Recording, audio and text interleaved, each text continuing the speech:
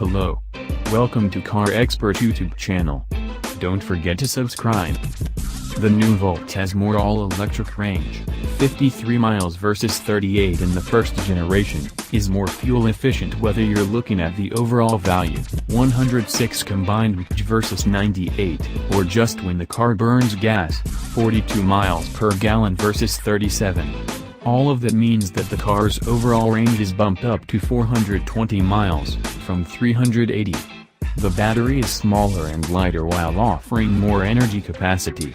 The range-extending gas engine is bigger, 1.5 liters versus 1.4, but it's also more efficient and can burn regular gasoline instead of just premium. My test vehicle had the jet black, brandy two-tone interior. It looks great, but the big brown swoops of color that extend the inside of the door to the top of this dashboard can be a hassle. In the right sunlight, these threw unfortunate beige reflections onto the windshield. I was able to look through them most of the time when I focused on the driving, but if I were to buy a 2016 Volt, I'd choose a darker material here, for sure.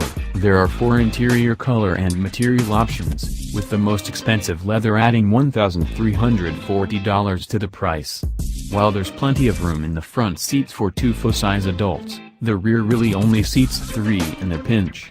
Unlike in the first-gen Volt, the battery pack no longer bumps up into the rear seats.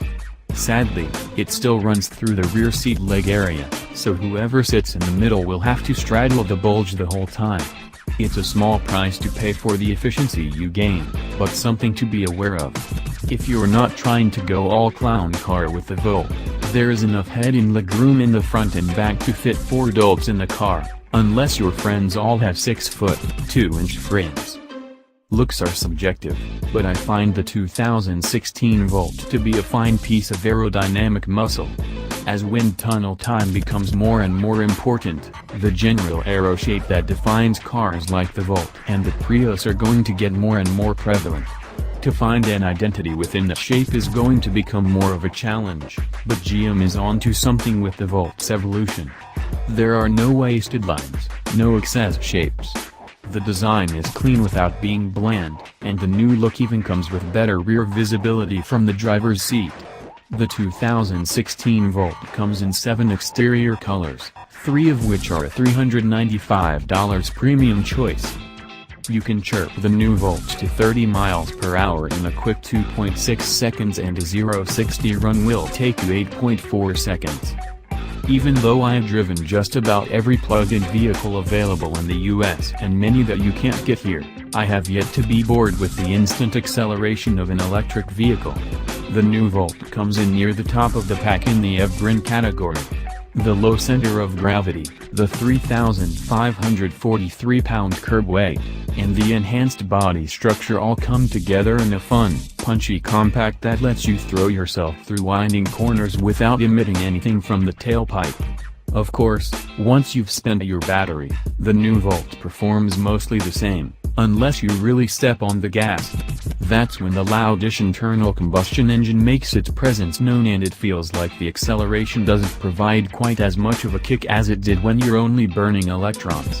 In normal driving, though, going 60 or 70 miles per hour on the highway, you most likely won't notice the engine or hear much wind or tire noise, so commutes of any distance will be managed just fine with the new Volt. The transition when the gas engine kicks on is also imperceptible. You'll have to be paying close attention to notice, even though the cabin is remarkably quiet on normal road surfaces. My drive was comprised of 2 routes, totaling 77 miles. The first leg started off with a full battery, so all 33.2 curvy, hilly miles were completed with 21 miles of range left in the pack. The second trip, of 34.6 mostly highway miles, was done using only gas. We didn't have time to recharge, and the display said I managed 39.4 miles per gallon.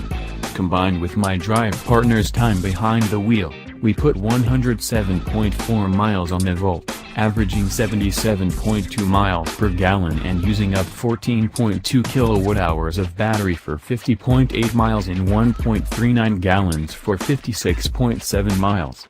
The long and short of these numbers? It looks like the EPA got it right here. 50 miles is a totally reasonable distance to expect from the new Volt, and you'll almost certainly get 40 or so mpg if you go beyond that, and you won't need to use premium gas to do so, like you did in the first gen Volts. So many little improvements.